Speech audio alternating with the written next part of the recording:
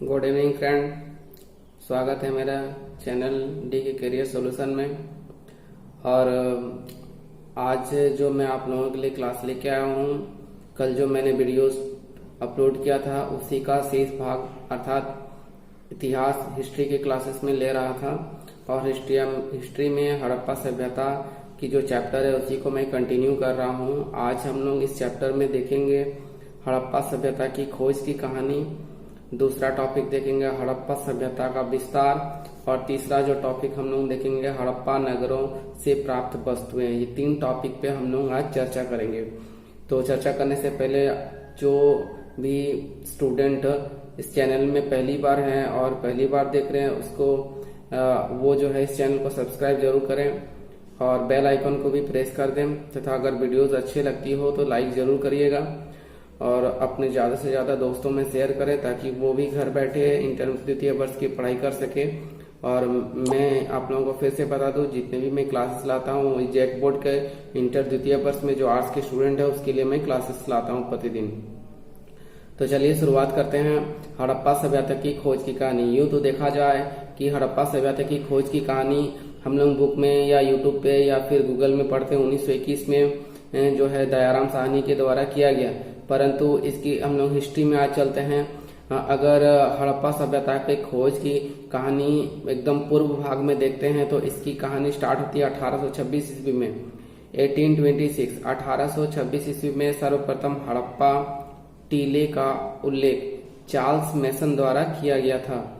1826 में Charles mason द्वारा हड़प्पा टीले का उल्लेख किया गया था। इसके बाद 1856 ईस्वी में कराची से लाहौर तक जो रेल लाइन बिछाने के दौरान इसमें खुदाई की जा रही थी, उस समय भी कुछ इस तरह की वस्तुएं जो पुरातात्विक अवशेष कुछ प्राप्त हुए थे, जिनके बारे में जॉन ब्रंटन और विलियम ब्रंटन नामक अंग्रेज ने इसकी पुष्टि की थी। इसके बाद 1873 ईस्वी में जनरल कनिंघम को भी कुछ हड़प्पाई वस्तुएं प्राप्त हुई थी। इसके बाद चल जाते 1912 ईस्वी में। तो 1912 ईस्वी में फ्लीट महोदय ने भी कुछ इस तरह की पुरातात्विक वस्तुएं खोज की थी। परंतु अगर सही मायने में देखा जाए कि हड़प्पा सभ्यता की खोज की शुरुआत जो है 1921 ईस्वी में दयाराम साहनी ने ही स्टार्ट किया था, ठीक है। और इन्हें ही वास्तविक खोज का श्रेय इन्हीं को जाता है, दयाराम साहनी को 1921 में। इसके बाद ठीक इसके एक साल बाद 1922 ईस्वी में मोहनजोदड़ो की खोज की गई थी राखालदास बनर्जी के द्वारा, ठीक है।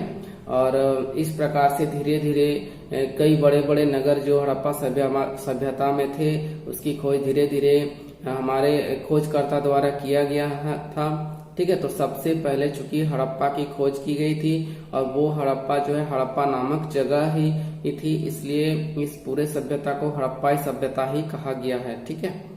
और ये जो है सिंधु नदी के तट पर स्थित था, इसीलिए इसे सिंधु सभ्यता भी कहा जाता है। और जैसे कि कल हम लोग पढ़े थे सिंडन सभ्यता भी इसको कहा जाता है, चूंकि सिंडन का अर्थ था कपास। तो कपास की खोज भी या कपास की खेती का प्रचलन भी जो है सबसे पहले हड़प्पा वासी ने ही किया था, इसीलिए इसको सिंडन सभ्यता भी कहा जाता है। इस प्रकार से इसकी खोज हुई थी। हम लोग आगे और भी देखेंगे किस प्रकार से कौन कौन से नगरों की प्रमुख नगरों की खोज की गई थी, जिसमें से जो हड़प्पा की खोज 1921 में राखालदास बनर्जी ने किया था। और ये जो है वर्तमान में पंजाब में स्थित है। पंजाब के जो मतलब जो पाकिस्तान में जो पंजाब स्थित है वहां स्थित है।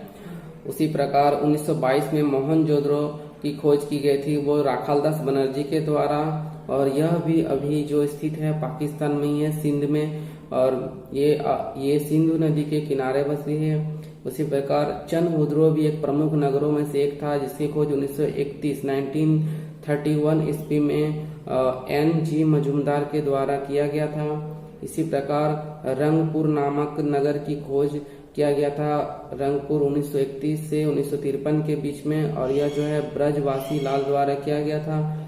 कालीबंगान भी एक बहुत महत्वपूर्ण नगरों में से एक था। तो कालीबंगान जो नगर था इसकी खोज 1953 ईस्वी में किया गया था और ब्रजवासी लाल के द्वारा ही किया गया। और ये जो है वर्तमान में राजस्थान में स्थित है, सरस्वती नदी के किनारे बसी हुई है। रोपड़। रोपड़ भी एक महत्वपूर्ण नगर है। रोपड़ की खोज भी 1953 ईस्वी में ही किया गया था, यज्ञदत्त शर्मा के द्वारा किया गया था।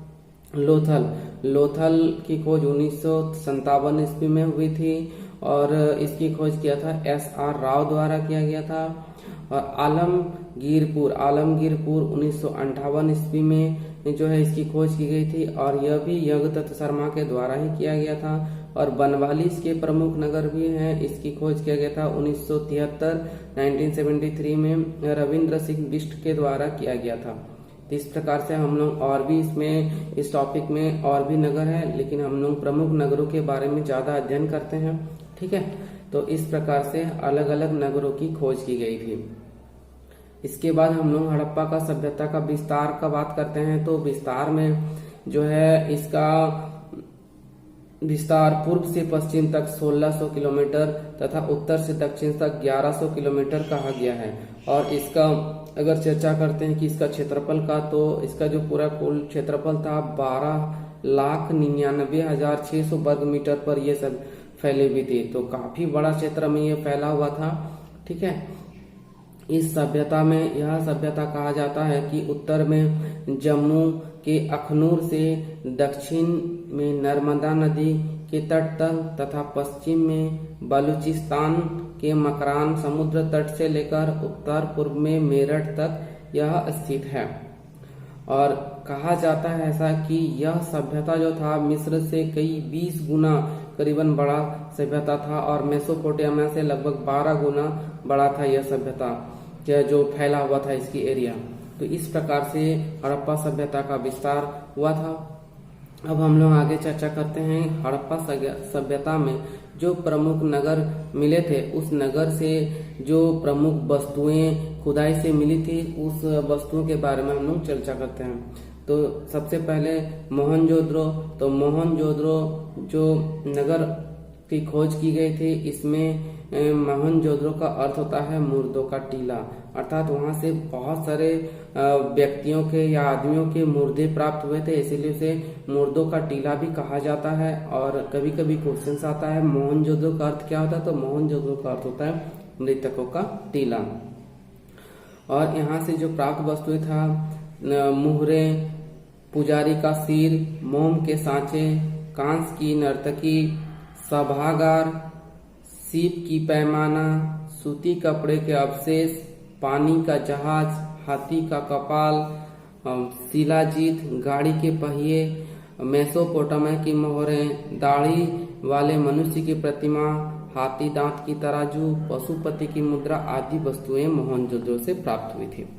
उसी प्रकार हड़प्पा से जो वस्तुएं प्राप्त हुई उसमें से प्रमुख थी लघु मृण मूर्तियां, स्त्री की मूर्ति जिसके गर्भ से पौधा निकलता हुआ दिखता है, पत्थर के सिसन या योनि, जो ठोस पहिए वाली गाड़ी, प्रसाधन मंजूसा, कब्रिस्तान, लकड़ी का हल, लेख युक्त बर्तन, मुखौटा, शंख का बैल, तांबे की मोहरें, जौ, गेहूं की भूसी, मटर, तिल की खेती के भी प्रमाण मिले हड़प्पा से। उसी प्रकार चनहुद्रो जो नगर था, यहाँ से जो प्रमुख वस्तुएं प्राप्त हुए थे अलंकृत हाथी, स्वान, पीतल की बतख, लिपस्टिक, तराजू एवं बैलगाड़ी, ये सारा मिला था।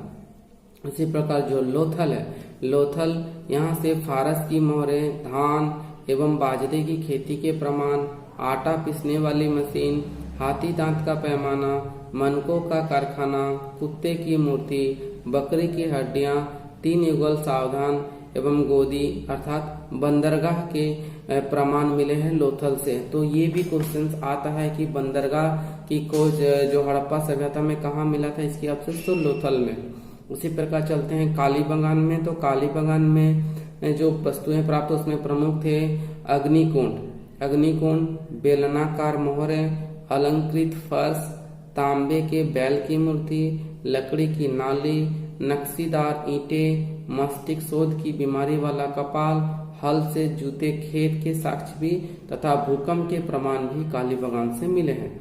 उसी प्रकार जो वनावली था, वनावली से यहाँ से चक्रदार अंगूठिया, नाक एवं कान की बालियां, मछली पकड़ने का कांटा, मिट्टी के बने खिलौने आदि मिले थे।